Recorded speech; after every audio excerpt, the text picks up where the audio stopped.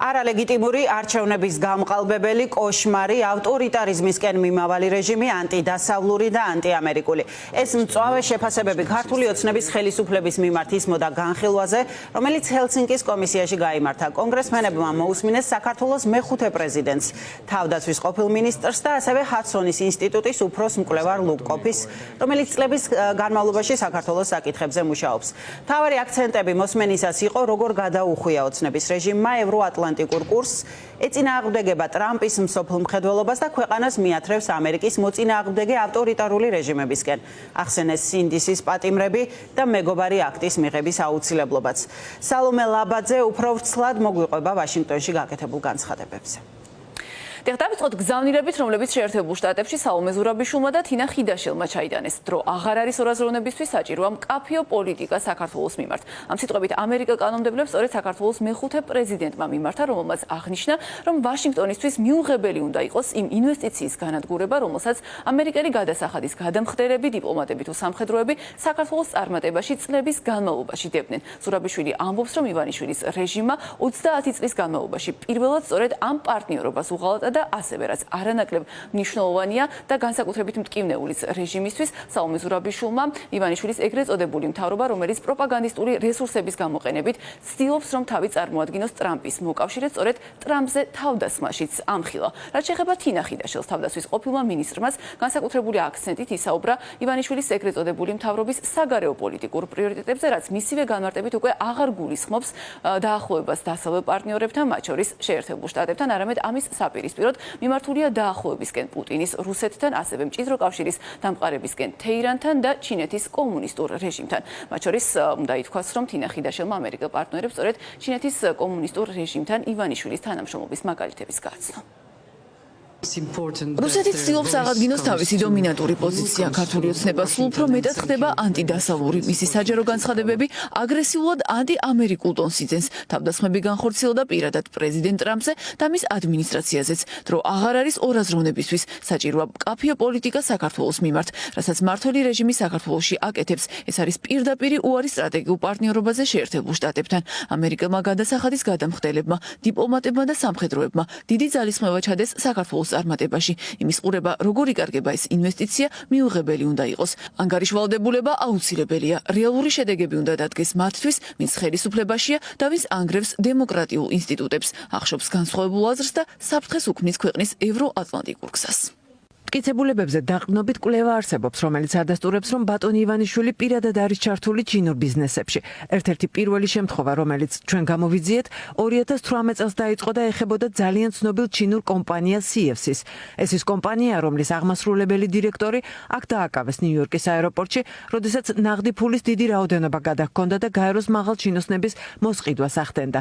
საქართველოს ჩინურ ორბიტაზე მოხვედრა ამ გზით დაიწყო. შედგა დიდი გარიგება ფოთში, რომელიც საქართველოს ერთ-ერთი საზღვაო პორტია. ივანიშვილი დაუკავშირდა ამ ძალიან ცნობილ კორუმპირებულ ჩინურ კომპანიას მას შემდეგაც კი, რაც ეს ხალხი აქ ნიუ-იორკში დააპატიმრეს. მას შემდეგაც კი, რაც გამოძიებები იყო მსოფლიოს სხვადასხვა ნაწილებში, მათ მაინც გააგრძელეს მათთან თანამშრომლობა. ეს ერთადერთი შემთხვევა არ არის, მაგრამ შემთხვევაა, რომელიც კარგად დოკუმენტურებული და გამოძიებულია. მომხსენებლების გზავნილებზე არანაკლებ მწვავე კი აღმოჩნდა ის გზავნილები, რომლებითაც მათ ამერიკელი კანონმდებლები დახვდნენ.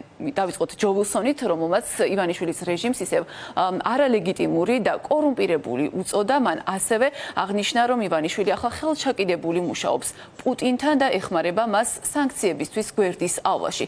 ჯო ვილსონმა ყურადღება ასევე გაამახვილა რეჟიმის თანამშრომლობაზე ჩინეთის კომუნისტურ პარტიასთან, რის ყველაზე სამწუხარო გამოვლინებადაც მან დაასახელა ჩინეთის კომუნისტური პარტიისთვის რეჟიმის მიერ ანაკლიის პორტის გადაცემა.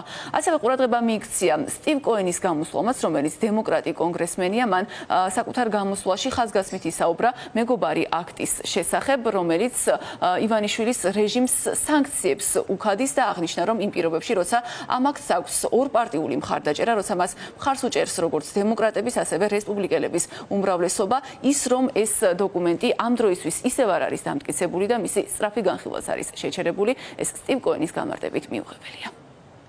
ქართული ოცნების მთავრობა, რომელმაც არჩევნები გააყალბა, ქართველ ხალხს დიქტატურისკენ მიათრებს, სუვერენიტეტს ართმევს და სიღარიბისთვის იმეტებს. ღალატობს ქვეყნის ტრადიციულ მოკავშირეებს, მათ შორის შეერთებულ შტატებს. ეს ღალატი აქ არ ჩერდება. ქართულმა ოცნებამ ჩინეთის კომუნისტურ პარტიასთან მჭიდრო დაახლოება გადაწყვიტა. და რაც ძალიან მნიშვნელოვანია, სამწუხაროდ საკუთარი შავი ზღვის სპორტი ჩინეთის კომუნისტურ პარტიას გადასცა, რითაც ამერიკული ბიზნესები სტრატეგიული სავაჭრო მარშრუტებისგან დაბლოკა და საქართველოს მომავალი რეჟიმს დაუკავშირა, რომელიც ღიად ემზადება ამერიკელ ხალხთან კონფრონტაციისთვის. ამავდროულად ქართული ოცნება ხერიხალ ჩაკიდებული მუშაობს პუტინთან, ეხმარება მოსკოვს სანქციების თავიდან არიდებაში და ნავთობის გაყიდვაში. ქართული ოცნება ქართულ კოშმარად იქცა, ვინაიდან ის არ აღმოჩნდა, რასაც აცხადებდა რომ იყო. რუსეთმა საქართველოს ნაწილი დაიპყრო და კვლავ გააკეთებს ამას, თუ შესაძლებლობა ექნება. თან ახლა მოკავშირე ყავთ იქ ბატონი ივანიშვილის სახით, ასე რომ უფრო მარტივია დაპყრობა შიგნიდან.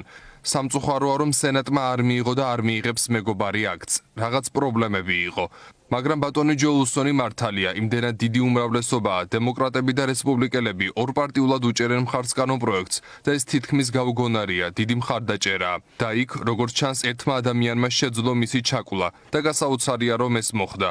რატო მოხდა არ მესმის. თინა ხიდაშელთან და საომე ზურაბიშვილთან ერთად ჰელსინკის კომისიამ საქართველოს საკითხზე მომხსენებლად ასევე მიიწვია ლუკ კოფი, რომელიც არის ჰუდსონის უნივერსიტეტის უფროსი მკვლევარი და ის განსაკუთრებული აქცენტით მუშაობს სწორედ საქართველოს საკითხზე. ლუკ კოფმაც განსაკუთრებული ყურადღება გაამახვილა ივანიშვილის ეგრეთ წოდებული მთავრობის საგარეო პოლიტიკურ პრიორიტეტებზე, რომელიც მისივე განმარტებით გულისხმობს ავტორიტარულ რეჟიმებთან კავშირების დამყარებას და ამ კავშირების გაძლიერებას და ასევე აღნიშნა, რომ ივანიშვილის მცდელობა თავი წარმოადგენს ტრამპის მოკავშირედ არის უსაფუძვლო. ამ მოსმენას კი, რომელიც გუშინ გაიმართა ჰელსინკის კომისიის სხდომაზე, უკვე მოჰყვა ქართული ოცნების შეფასებებით. ჟურნალისტებთან ისაუბრა ირაკლი კობახიძემ, რომელმაც მოულოდნელი არ არის, რომ ისევ თავდასხმა გადაწყვიტა ამ მოსმენაზე პასუხად ჯო ვილსონზე და იმ მომხსენებლებზეც, რომლებიც ჰელსინკის კომისიამ საქართველოს საკითხზე სასაუბროდ მიიწვია. მან ჯო ვილსონს უწოდა Deep State-ის აგენტი და თქვა, რომ გუშინ ჰელსინკის კომისიის ამ სხდომაზე თავი თანამედროვე სერგო ურჯონიგიძეებმა მოიყარეს.